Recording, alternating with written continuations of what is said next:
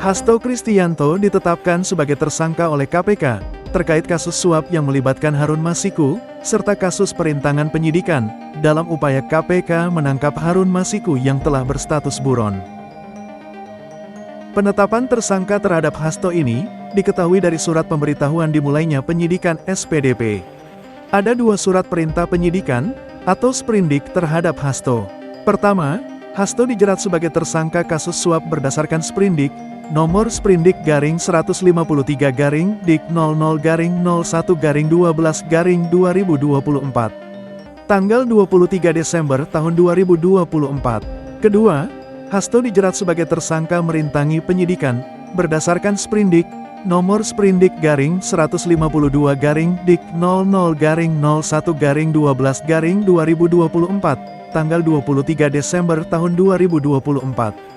Ketua KPK Setio Budianto menjabarkan peran-peran krusial Hasto dalam 2 kasus tersebut. Peran pertama, penyuapan Hasto di kasus PAW Harun Masiku, dimulai saat Hasto memindahkan posisi Harun Masiku di Dapil Pemilihan. Posisi Harun dipindahkan Hasto ke Dapil 1 Sumsel pada Pileg 2019. Perbuatan Hasto bersama-sama Harun Masiku dan kawan-kawan, dalam memberikan suap kepada Wahyu Setiawan dan Agus Setiani. Hasto menempatkan Harun pada Dapil 1 Sumsel, padahal Harun berasal dari Sulawesi Selatan, tepatnya dari Toraja. Dalam proses pemilihan legislatif tahun 2019, Harun Masiku mendapatkan suara sebanyak 5.878 suara. Angka itu jauh di bawah caleg PDIP lainnya, yaitu Rizky Aprilia, yang mendapatkan 44.402 suara. Di momen itu, Rizky harusnya meraih kursi DPR, menggantikan caleg PDIP Nazarudin Kiemas yang telah meninggal dunia. Hasto secara aktif melakukan upaya menggagalkan Rizky sebagai caleg DPR terpilih. Dia membuat sejumlah langkah agar posisi Nazarudin bisa digantikan oleh Harun Masiku. Hasto mengupayakan agar Rizky mau mengundurkan diri, agar diganti dengan Harun, namun upaya tersebut ditolak oleh Rizky Aprilia. KPK juga menemukan bukti. Hasto meminta Saiful Bahri untuk menemui Rizky Aprilia di Singapura. Pertemuan itu dimaksudkan agar Rizky mengundurkan diri, namun upaya itu lagi-lagi menemukan jalur buntu. Setelah upaya internalnya gagal, Hasto kemudian melakukan penyuapan kepada Wahyu Setiawan yang saat itu berstatus komisioner KPU. Hasto bekerja sama dengan Harun Masiku, Saiful Bahri, dan Agustinus Tiu dalam memberikan suap kepada Wahyu Setiawan. Hasto juga diketahui sempat menemui Wahyu Setiawan pada Agustus tahun 2019. Wahyu diketahui menjabat sebagai komisioner KPU, dan saat ini telah ditetapkan sebagai tersangka penerima suap dalam PAW Harun Masiku. Saat itu Hasto mengajukan 2 nama kepada Wahyu, yaitu Harun Masiku dan Maria Lestari. Namun, hanya nama Maria Lestari yang berhasil. KPK juga mengembangkan temuan bukti petunjuk berupa uang. Dari pengembangan tersebut, diketahui perencanaan hingga penyerahan uang untuk suap ini semuanya diatur oleh Hasto. Sebagian uang yang digunakan untuk menyuap berasal dari Hasto.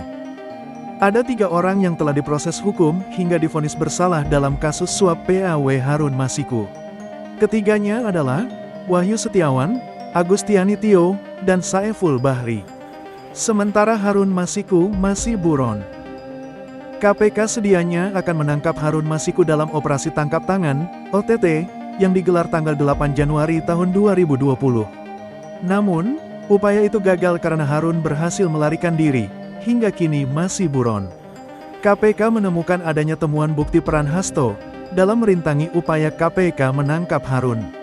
Hasto diketahui meminta pegawainya untuk menelpon Harun Masiku pada saat KPK melakukan OTT pada Januari tahun 2020 silam.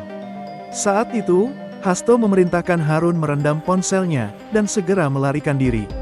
KPK juga mengungkapkan, Hasto memerintahkan pegawainya untuk menenggelamkan HP saat akan diperiksa sebagai saksi kasus Harun Masiku pada Juni tahun 2024. Tujuannya agar HP tersebut tidak ditemukan KPK. Setio juga menyebut Hasto mengumpulkan beberapa saksi perkara Harun Masiku agar tidak memberikan keterangan yang sebenar-benarnya. Hasto meminta para saksi tidak memberikan keterangan yang memojokkan dirinya.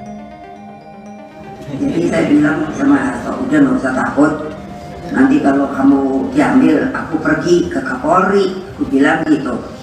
Coba ingin apa ngomong si Kapolri itu. Loh ya, enak aja, masukin itu ke media. Megawati Soekarnoputri, Ketua Umum PDIP, sempat menyatakan akan mendatangi KPK jika Hasto ditangkap. Ini menunjukkan betapa seriusnya kasus ini dan dampaknya terhadap Partai PDI Perjuangan. Namun, Megawati juga menegaskan bahwa PDIP akan tetap mendukung proses hukum yang berjalan dan menghormati keputusan KPK. Kasus ini juga menyoroti pentingnya integritas dan transparansi dalam dunia politik. Banyak pihak yang berharap agar kasus ini menjadi pelajaran bagi para politisi untuk selalu menjaga integritas dan tidak terlibat dalam praktik korupsi. Reaksi publik terhadap penangkapan Hasto Kristianto sangat beragam. Beberapa pihak mendukung langkah KPK dan berharap agar kasus ini dapat diselesaikan dengan adil. Sementara itu, ada juga yang merasa khawatir bahwa kasus ini akan mempengaruhi stabilitas politik di Indonesia. Bagaimana menurut kalian? Apakah ini akan mempengaruhi citra PDIP di mata publik? Apakah langkah KPK ini akan membawa perubahan positif dalam dunia politik Indonesia? Demikian yang bisa admin sajikan kali ini. Terima kasih telah berkunjung.